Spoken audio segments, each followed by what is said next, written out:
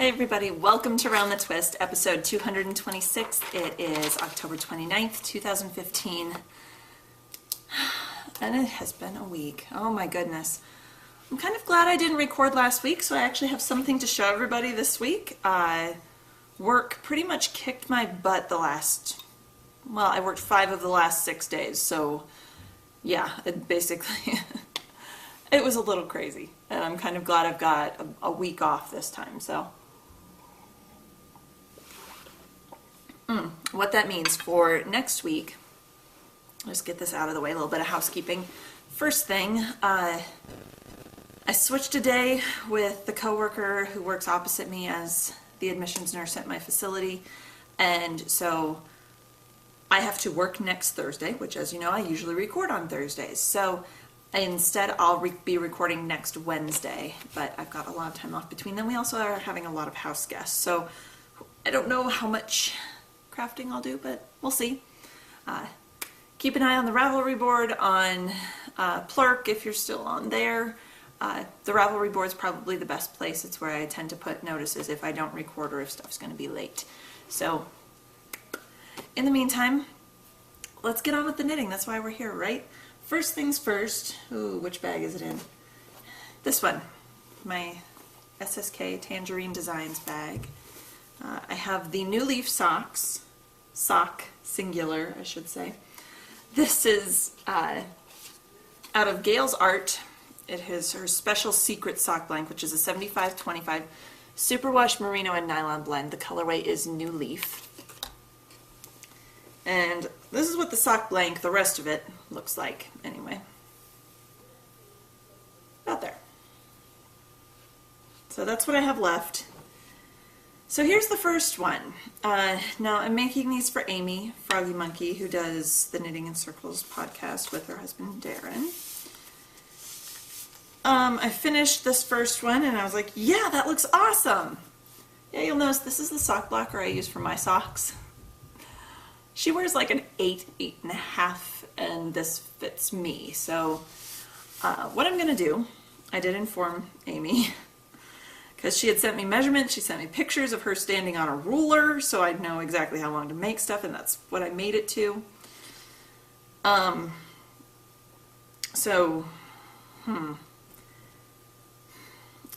old college friend, Sarah, who was my maid of honor at my wedding, we've been best friends for, gosh, it's going on 15 years now. She's coming to visit next week to celebrate the twins' birthday, and she wears about an 8, 8.5, so I'm going to have her try this on, and if she says it's okay, then great, and I'll soldier on. In the meantime, I'm going to start the second sock, because, I'm going to have to rip this one shorter anyway, so I might as well get the second one started. I'm not going to have to make this one any longer, if anything. I'm knitting up on a US one, a 2.25 millimeter needle. It's my 72 stitch plain stockinette vanilla sock with a heel flap. I'm loving Gail's sock blanks. I'm really excited that I signed up for her sock blank club because it's actually really squishy, and I haven't blocked this at all. So that's kind of why it looks all wibbly and dimply and everything. But I love how this knit up. Believe me, if I wouldn't have told Amy these were for her, if she wouldn't have bought the sock blank, these would so be staying with me. And looking at the sock blank, this is not my typical colors I would have picked. In fact, she picked it out and I kind of looked at it and I was like, I don't know if I'm going to want to knit that or not. And then I started knitting it and seeing the magic behind it, and I love it. So kind of it's done, but there's that possible issue, and I have to wait about 5 more days until Sarah gets here to try it on and tell me if it's a complete disaster and I have to rip it back. All my ends are woven in. I Kitchenered the toe, the ends are woven in, and it wasn't until I got all that done and wove the top end and even that I went, wow, that looks long. And then I got suspicious and tried it on, and it fits me in a size 11. So we'll see. Hopefully, fingers crossed, it's not too bad. I'm really hoping I don't have to unpick all my woven in ends, my one woven in end, and undo the Kitchener. I really hope I don't. We'll see. It is what it is. So I haven't really knit on that since that first one got done because it took the wind out of my sails and I couldn't deal with it anymore. It's just, yeah.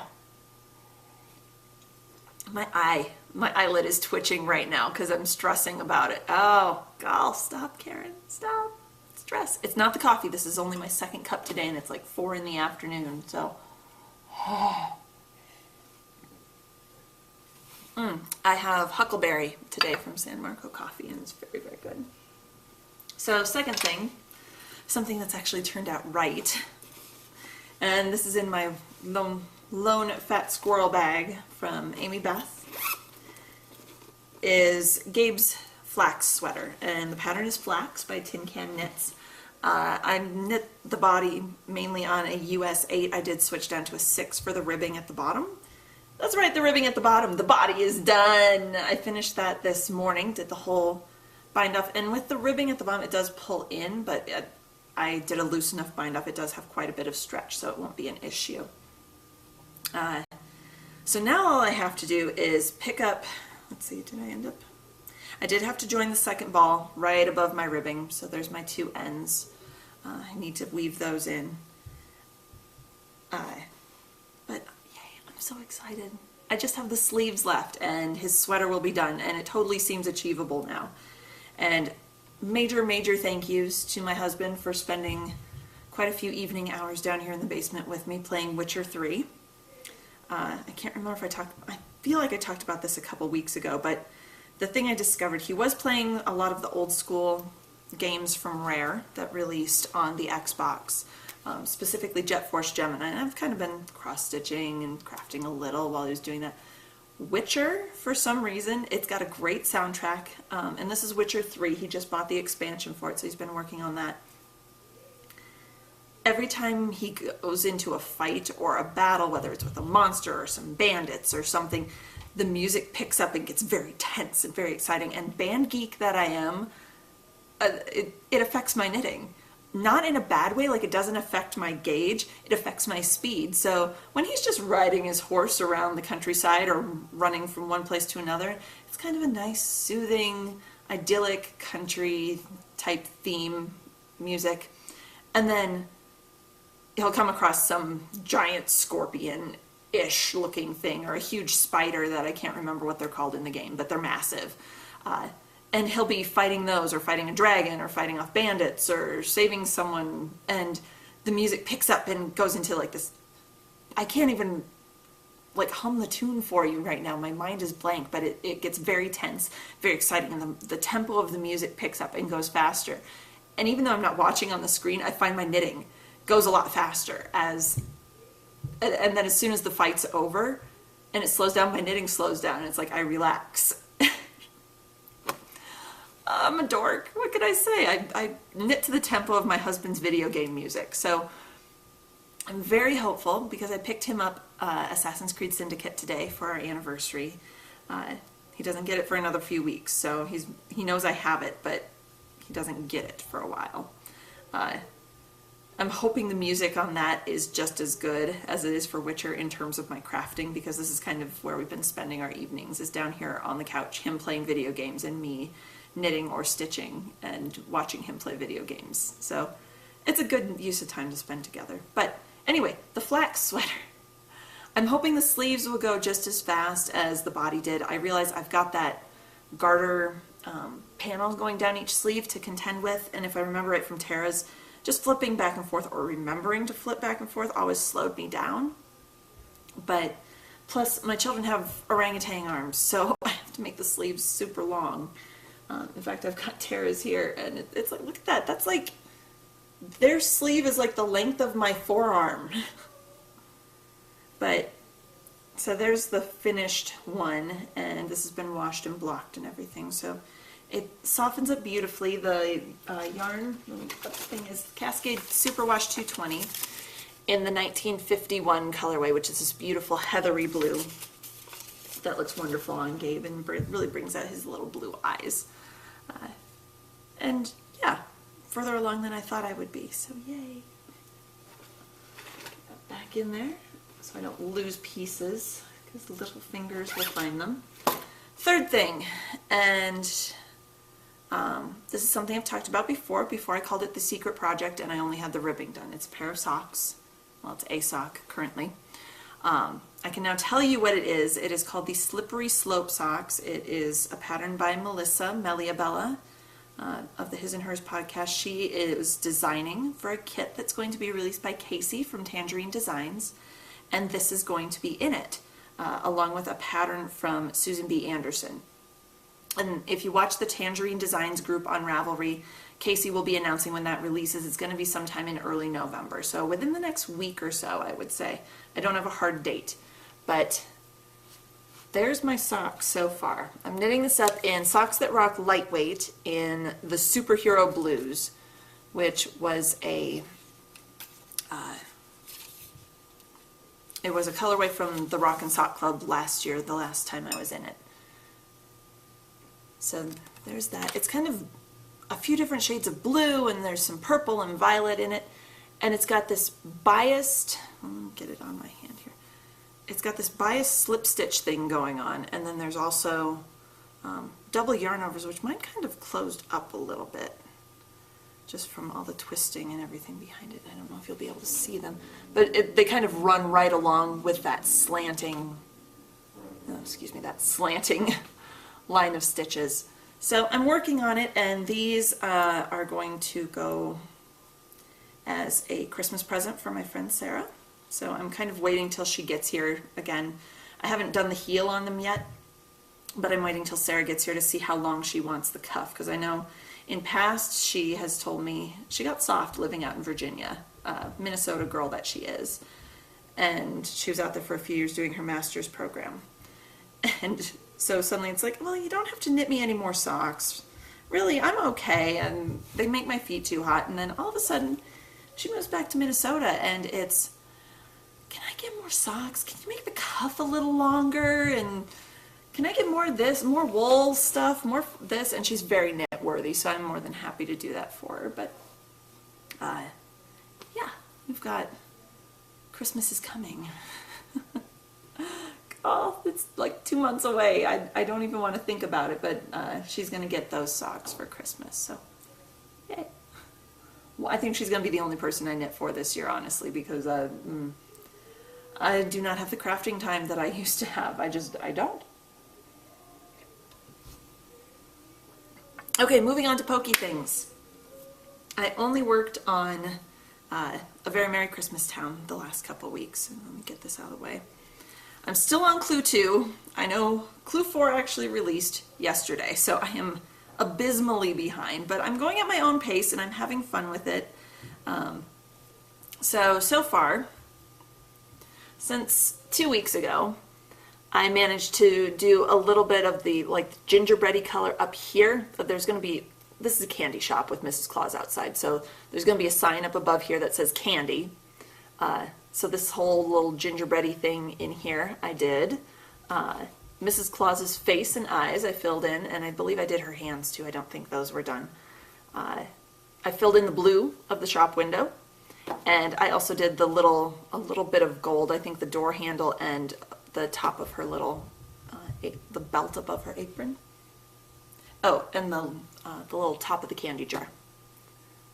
So I got not a whole lot, it felt like a lot more, but not a whole lot done. And I'm working on, well, the white thread you see at the top, I'm working on filling in the icing part of the gingerbread that goes across that top, and then I can start on the sign and maybe perhaps get it done before Christmas. It won't be framed before Christmas, but maybe, I don't know, we'll see. It's slow going. I don't know why the first Clue went so fast, and this one to me just feels very fiddly. I'm not sure why. I'm hoping that the third bit, the little Christmas tree farm, goes better, and then the bit at the bottom, I can't even remember what it says. I opened the email on one of my breaks at work and was like, oh, the fourth Clue came out. Whoops. Well, stick that in the save file because I'm not going to have a chance to get to it right away. But I know I think it says Christmas Town at the bottom, and then there's the various Christmas ephemera candy canes and I think a wreath and something else along the bottom. So yeah, it's everything I've been doing in the last couple weeks, mainly 2 weeks ago. And then, like I said, work kind of kicked my butt. The last 3 days we had 13 admits. I'm the admissions nurse. I had help with, I think, 3 of them. Because 2 came before I even got there on the 2 days, and then a late one that came the second day, our charge nurse took because I was bogged down with the previous 4. So it's a little crazy right now at work, but that's okay. We are full up, which makes everybody happy. And yeah, I have one more thing to share with you. Actually got home from work last night, an hour late, absolutely exhausted, just wanting nothing more than to take a couple Tylenol and just go to bed because I just ached everywhere. I thought, oh, I'll go out and I'll grab the mail before I go in the house. And here was a package, and I was like, I haven't ordered anything, and then I remembered, oh yeah, I signed up ages ago, I can't remember, in July or August, for Tempted, Stacy of Tempted Fiber, for her Pamper Me Fiber Club.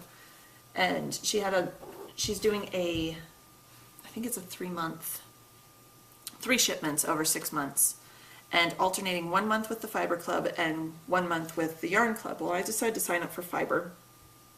Why? I'm not spinning. Why I signed up for Fiber, I don't know, but I'm so glad I did. She's keeping things pared down, very simple. As always, there's a great little handwritten card from her that's very personalized. And then she's included, I'm pretty sure everybody's already gotten their thing, their package. If you haven't, and you don't want to be surprised, go away. Spoilers. I'm warning you right now. Just back away. This is the last thing I'm talking about on the show, so bye. Okay, fair enough warning. If you haven't gotten your Pampered Club and you're still here, it's not my fault.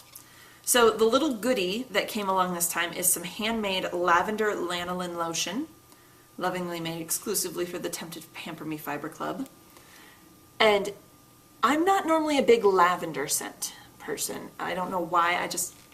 It always seems very sharp to me. It's not a soothing smell. I know it's counterintuitive. Most wool wash has a lavender scent to it. Lavender keeps away moths. To me, it's not a soothing smell. This, and I mean, it's a full jar. I don't even know if she included the ounces, but I mean, I don't have small hands, but it's a good sized jar, and it's full. I mean, it's full of this hand lotion. I tried a little bit earlier, and it's all homemade. She did it herself. I think her daughter Emily probably helped too. And I put some on, and it's wonderful. It's not greasy. It feels a little bit greasy when you first put on. I think that's all the oils that they have in there, because they have like coconut oil and almond oil, both. And then it's like all of a sudden it just disappeared into my skin, and it's like, ooh, that's fabulous. The scent is very light, and I love that. There's just a very little hint, and then it's gone. So I'm almost ready to take this to work and keep it on my desk for this winter, because that's perfect. I don't want my hands to be greasy with patient care, and I don't want to have a lot of strong scents, because healthcare field, you don't know who's allergic to what. And then I pulled this out, and I just had it next to my neck, and I almost started crying because it was just like a hug from a friend, and it was so wonderful. So this is her 80-10-10 superwash wool, cashmere, and nylon, and the colorway is called Rendezvous, and it's this beautiful, heartbreakingly beautiful. It goes from a gray to almost this cafe au lait color, and then fades into the teal, which goes even darker, and the teal goes into burgundy, and it's so soft, and it was just what I needed last night. So Stacy, wonderful job. I can't wait to see what the next 2 offerings are going to be. So yay, exciting. Good mail day. I haven't been ordering a whole lot of stuff, so mail's usually like bills and junk, bills and junk, bills and junk, and it was nice to get something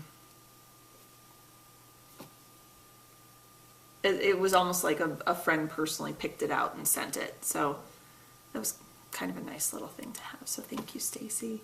It arrived perfectly on time and it was wonderful. And just what I needed after a long 5 days of work. So I think that's everything. I'll let you guys go. I will see you all next Wednesday. And until then, happy knitting.